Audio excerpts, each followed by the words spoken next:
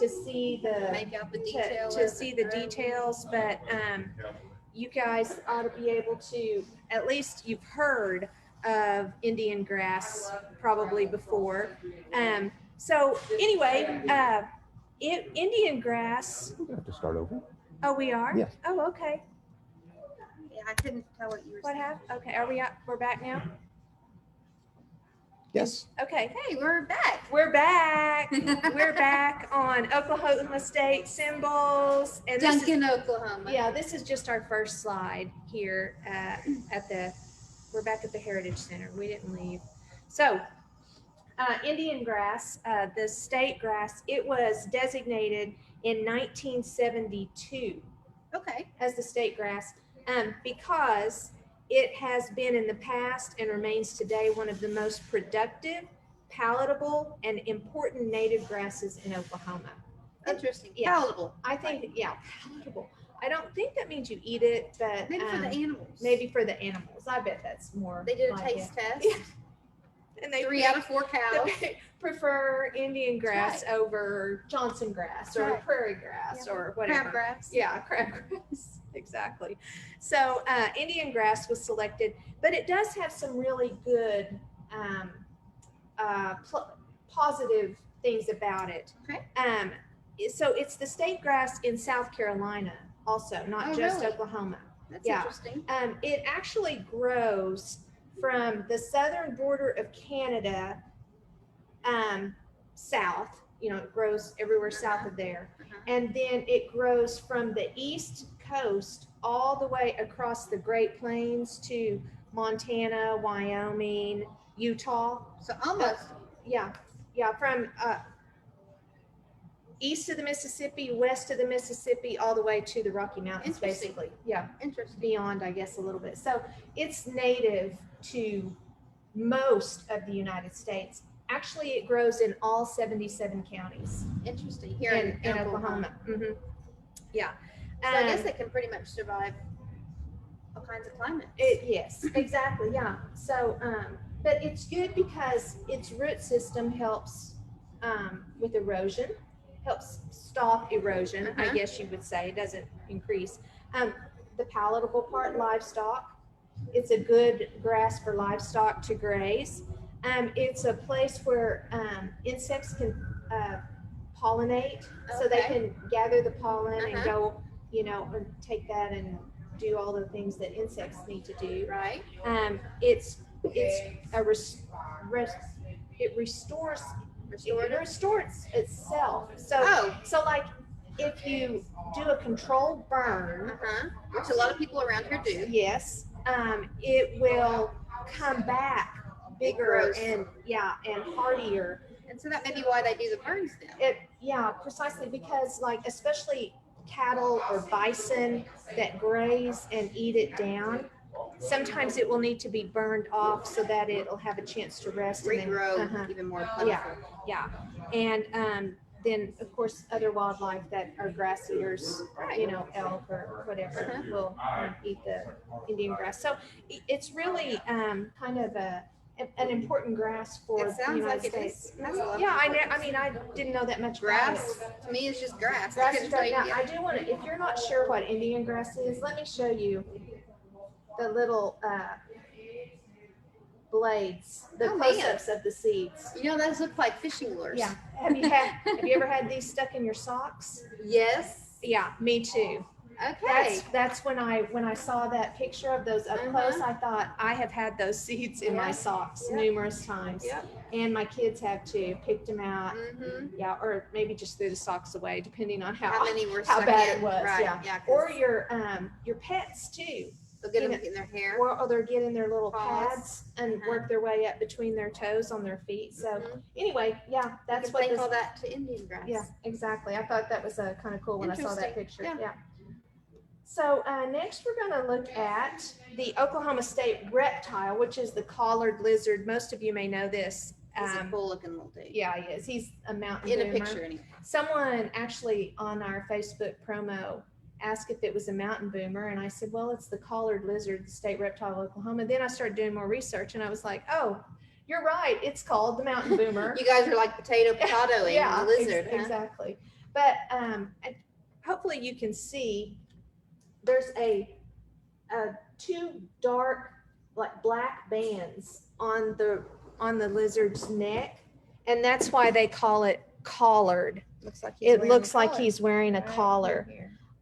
And typical the way things go in nature, this is a male, beautiful, brightly colored. The female collared lizard, Probably is not so much. brown, tan. Yeah, blends in with everything. Yeah, exactly, which is probably safer for her. But anyway, so this is a male. They have large heads, large bodies. Their tail is twice as long as their body, and they can be like a foot long. Oh man. Yeah, Look at from those, nose to like those toes. toes. Yeah, man. yeah. So they really like rocky areas. Uh-huh.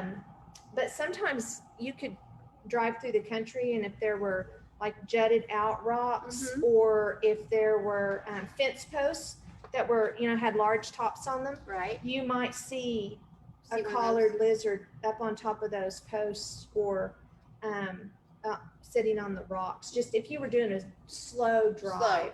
You have to really pay attention because I imagine, do they camouflage?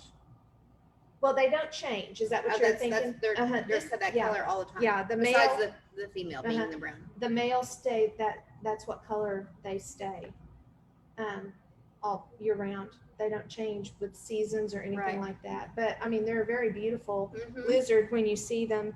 They actually live from northwestern Arizona across to Missouri, Uh-huh. and then from Kansas down to central Mexico. So they are, lizards would prefer a warmer climate because they are reptiles. They're cold-blooded.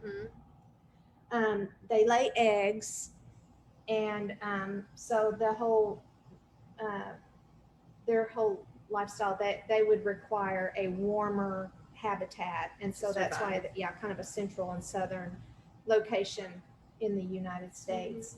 But they're really beautiful. If you've ever seen one in person, Yeah. they're I don't awesome. think I've ever seen I one. had a little experience with one of these. Yeah. We were hiking in Mount Scott probably 20 years ago, and I was holding my youngest. He was pretty young, and we were out on this big rock, and I looked down, and there was one of those lizards, and I was looking at the lizard, and the lizard was looking at me, and all I could think was, if that thing runs at me and goes up my pants leg, all bets are off. Someone look for a flying baby, because I don't know what might happen next. Hope he can bounce. Yeah.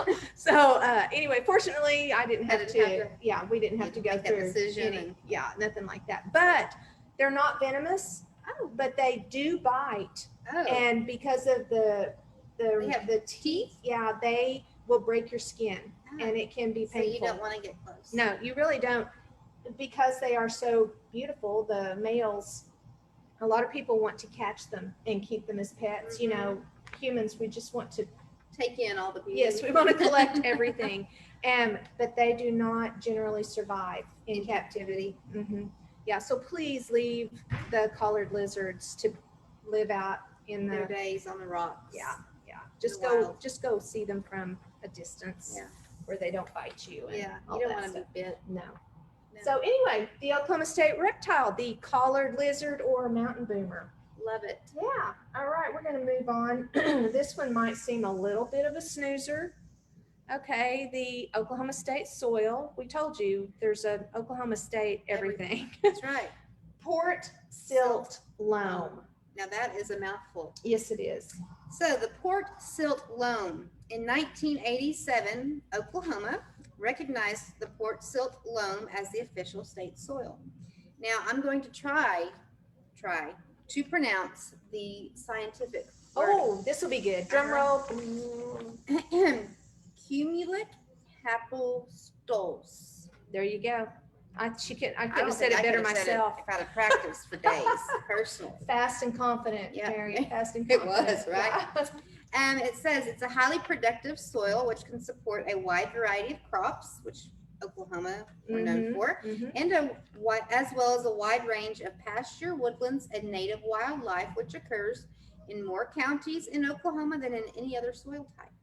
Oh, okay. So it's the most it's common. plentiful, right? Mhm, Right, mhm. most plentiful, like you just said.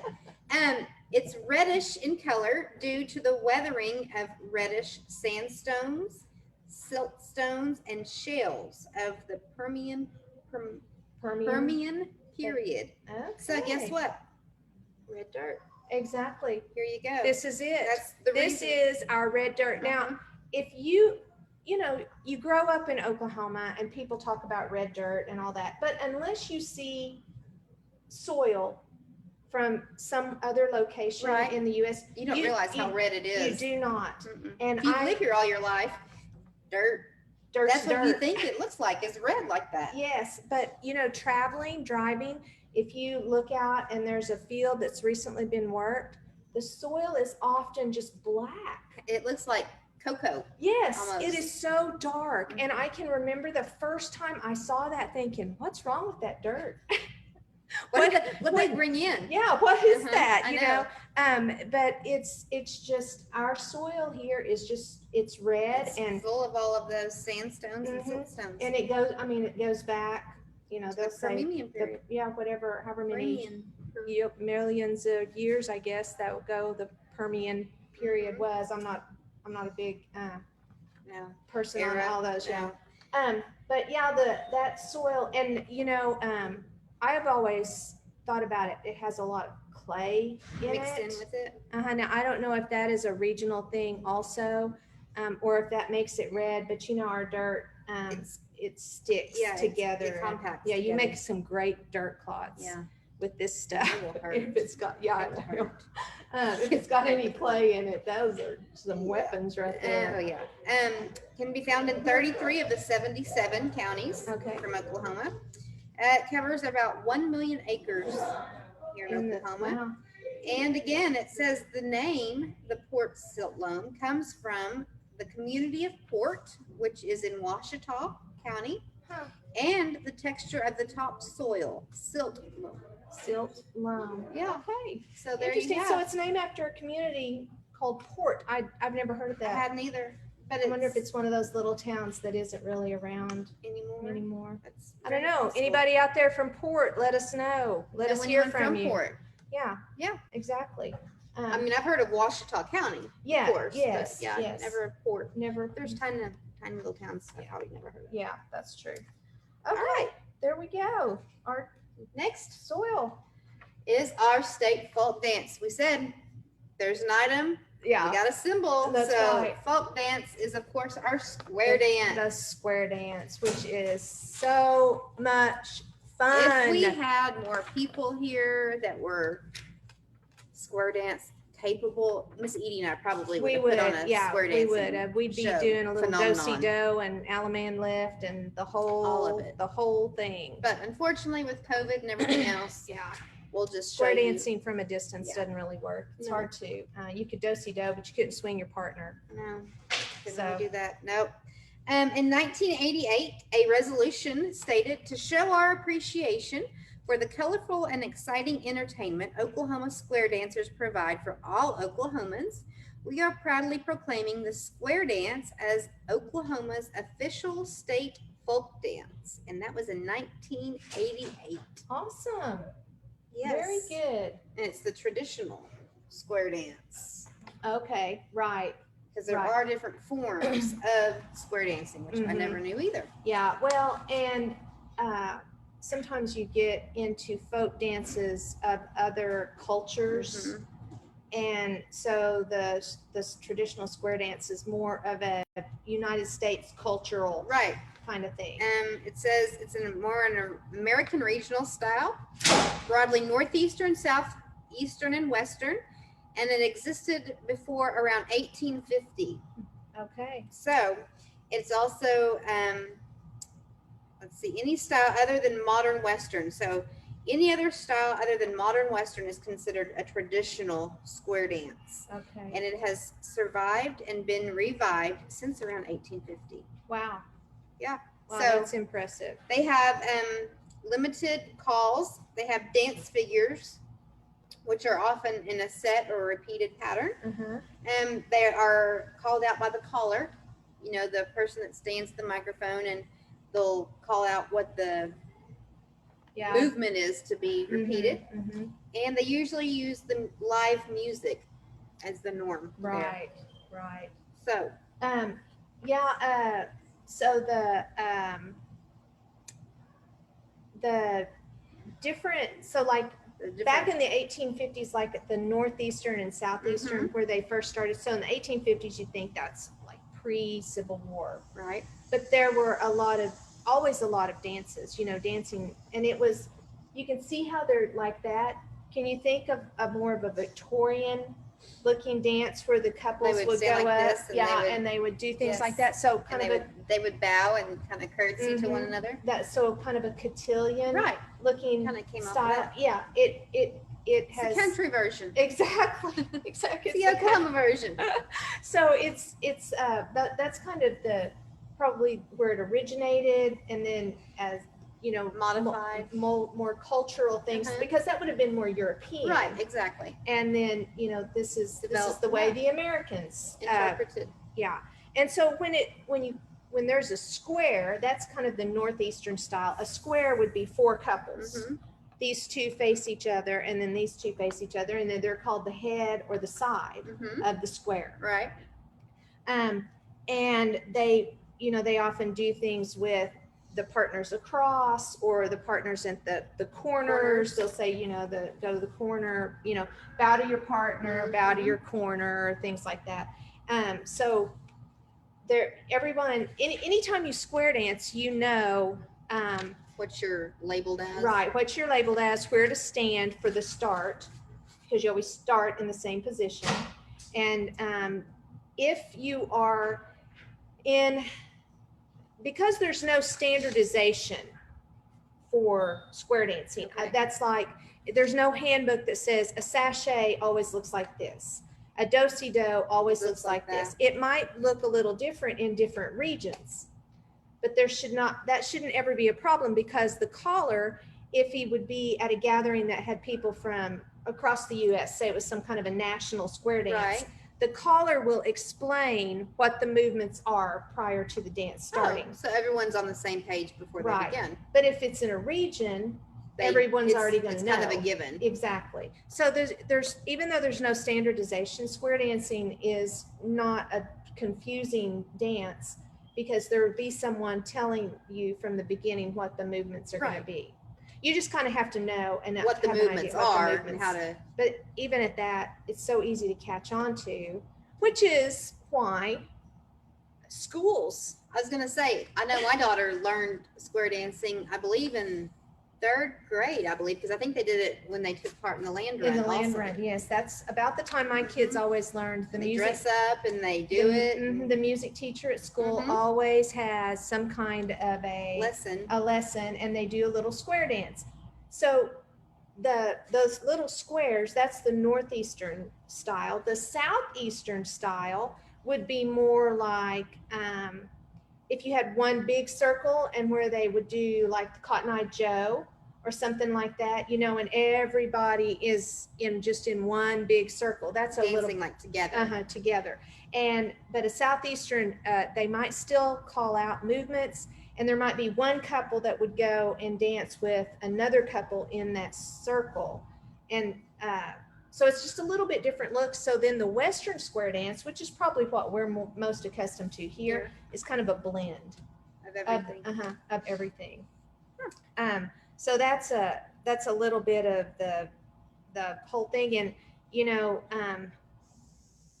there's been so much regional mixing. Like the people from the east moved west, Mhm. And some brought from the that style north, with some them. from the south, and so everything got mixed together. And so now it's not like you can say this call is a northeastern call, because it's gotten all mixed up, Right. and Kind of modified. so anyway, square dancing is just one of those fun, anybody, any age. I was gonna say, a lot of the times they'll do square dancing like the senior centers and things like that, because it's great Yes. exercise Very good them. exercise. and it's involved, Mhm. interaction. Mhm. So And the caller, can do, so if they have two ways that they call. Mm-hmm. One way is that the caller, they're playing like a jig that may not have any words to the song. kind of a It's beat, just more or yeah, less. just kind of a dance with a quick little beat. They do mostly 6/8 time for square dances, and he'll be calling out what the partners are to do. Mm-hmm. Well, the other way is This way seems confusing. Yeah, I know. It'd be hard to learn how to be the caller. I was watching some videos of square dancing, and the song was Somewhere Over the Rainbow. And so the caller said, we're going to do Somewhere Over the Rainbow now. And everybody just got in their position. I guess it was kind of one of those regional things or something. Everyone knew what was going on. And so he starts off and he sings, Somewhere Over the Rainbow. I won't sing it. We'll spare everyone. But he sings Somewhere Over the Rainbow. And then, keeping with the tune of the song, he calls out what the movements are. It was kind of interesting because he would just go back and forth between it has to take talent and time to learn how to do that. lyrics and calls. It was anyway, it was interesting. I'd never seen it done like that before. So look up on YouTube. There's some great videos. As a matter of fact, I have a video right Not the here. Wizard of Oz one. Yeah. We do. There you go, right there. Walk up to the middle of the ring, you go back, right out on your hand and toe, and circle to the right with the other way around.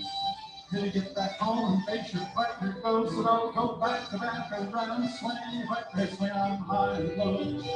Now you creep on around and let your corner baby land, go right and left all the way down that big hill round the barn, that girl, probably some promenade, go round that ring. Man, they know what to do. They do, don't they? And I there's love all it. Ages in I there. love it, All yeah. ages. And so he calls out about 4 beats, it looks like, maybe 8, before they actually do that movement. So they're So the music keeps the same tempo, and so they can just go from movement to movement, but the caller always is ahead of what they're doing. And for it to go so smoothly, the caller has to be really good. Yeah. Because you couldn't call something that would cause some kind of train confusion. wreck. Yeah, In the exactly. middle. Exactly. Anyway, I thought that was fun to show that one. This is a video from 2100. I obviously did not So check on this. November 19th in 2100, ladies and gentlemen, you saw it here first.